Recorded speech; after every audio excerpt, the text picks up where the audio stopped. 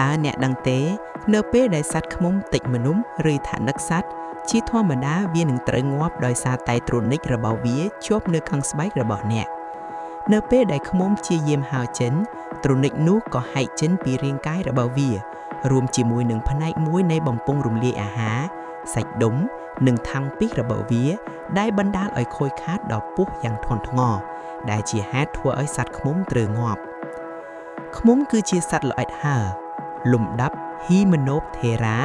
និងជាសត្វល្អិតលំអងដ៏មានសារៈសំខាន់ពួកវាមានសារៈសំខាន់សម្រាប់ប្រព័ន្ធអេកូឡូស៊ីនិងកសិកម្មដោយលំអងរុក្ខជាតិព្រៃ 90% និងដំណាំឈានមុខលេលើពិភពលោក 75%ពួកវាត្រូវបានកំណត់លក្ខណៈដោយជើង6ស្លាប2គូនិងរោមមែកនៅជើងរបស់វាសម្រាប់ផ្ទុកលំអង